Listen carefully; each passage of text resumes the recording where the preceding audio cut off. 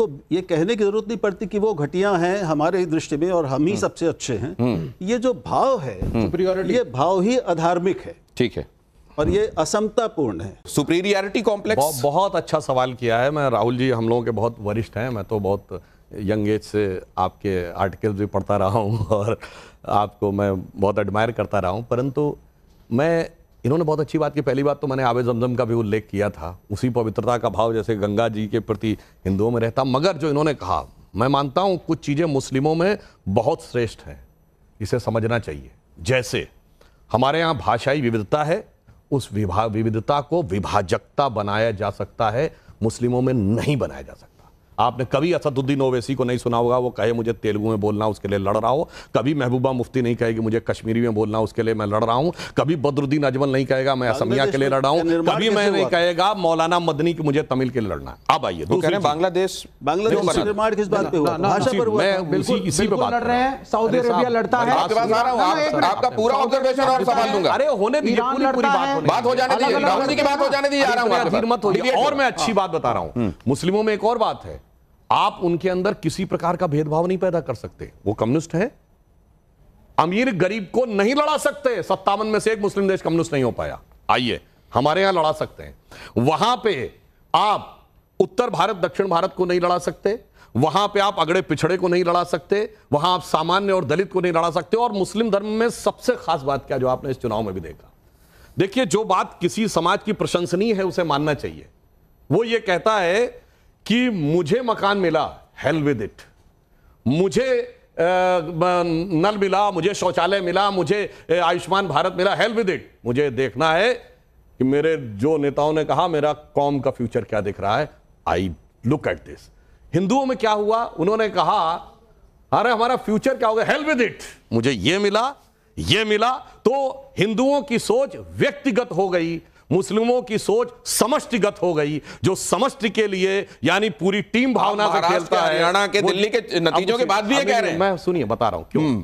जैसे अब आपने बड़ी अच्छी बात कही, हरियाणा में सबसे बड़ी जीत कहां मिली? ममन खां जीते 98,000 से, हुड्डा जी जीते 70,000 से। लोकसभा में सबसे बड़ी जीत कहां मिली? असम के धुबरी में रकीबुल हसन 10,25,000 से और राहुल गांधी 3,62,000 से। क्यों? जिन इलाकों में 80-90% मुस्लिम है वहां पे कोई इस्लाम के बारे में चू बोलकर भी चुनाव जीत के दिखा दे, मगर 80% हिंदुओं के देश में हिंदू धर्म को वायरस, HIV, कोरोना, इरेडिकेशन के जीत के दिखाते हैं। मुझे लगता है कि ये चीज प्रशंसनीय है और ये उनसे सीखनी चाहिए। पहली चीज तो ब्रदरहुड ऑफ इस्लाम इस तरीके से नहीं है जैसा इन्होंने बोला। पैलेस्टीन के इशू के ऊपर सऊदी अरेबिया अलग है, ईरान अलग है, जॉर्डन अलग है, लेबनान अलग है, सबकी सोच अलग है, सब आपस में लड़ते हैं। पाकिस्तान के अंदर आप चले जाइए और पढ़ लीजिए, पाकिस्तानी जो पंजाबी मुस्लिम है, खैबर पख्तून का जो मुस्लिम है, जो सिंधी मुस्लिम है, रीजनलिज्म है, लड़ाइयां हैं, अपनी अपनी भाषा के लिए भी लड़ रहे हैं, ऐसा नहीं है। और तो जो ये कहना कि साहब मुसलमान का मतलब वो सारे इकट्ठा होकर के ग्रुप में घूम रहे हैं, ये एक आप तो ये क्यों कहा जाता है कि मुसलमान टैक्टिकल वोटिंग करता है? हिंदुओं को डराना चाहते हैं। टैक्टिकल वोटिंग करता है, ये कहां से आया? इसलिए ये अब होने लगी है। देखिए अंतर क्या है। जैसे मैं आपके लाखों दर्शकों से कह रहा हूं, आपने हिजबुल्लाह के लिए सभाएं देखी, कश्मीर से लेकर लखनऊ से लेकर हैदराबाद तक। हमास के लिए प्रदर्शन देखे। ये एकजुटता है, लड़ रहे हैं आपस में, मगर जब मुद्दा आएगा तो हम एक साथ खड़े। मगर उम्मा वहीं से आया गया। मैं उस पे आ रहा हूं। मगर आपने कभी ये सुना कि धुबरी में हिंदुओं के साथ क्या हुआ उसके लिए कोई कार्रवाई हो जाए? ना। अरे कश्मीर में कुछ हुआ उससे क्या मतलब है? जब कश्मीर में हुआ था पूरे भारत में कोई प्रदर्शन देखा गया?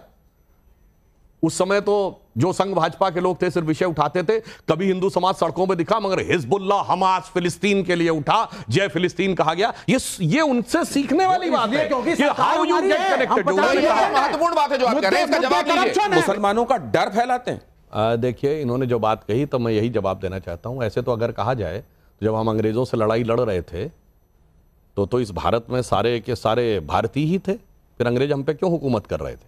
क्योंकि भारतीय संख्या में थे, चेतना नहीं थी। आप में से शायद बहुतों को न पता हो, 1945 में सेकेंड वर्ल्ड वॉर खत्म हुआ तो भारत की सेना कितनी थी? 25 लाख, और उसमें अंग्रेज सैनिक 40,000, 24.5 लाख हिंदुस्तानी थे। मगर चेतना का भाव नहीं था। गांधी जी ने शुरू करके चेतना का भाव बढ़ाया।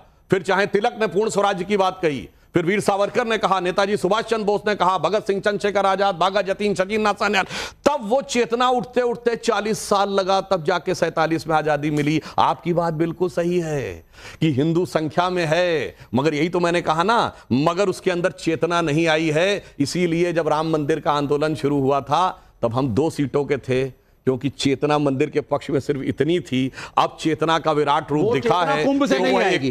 और एक पॉइंट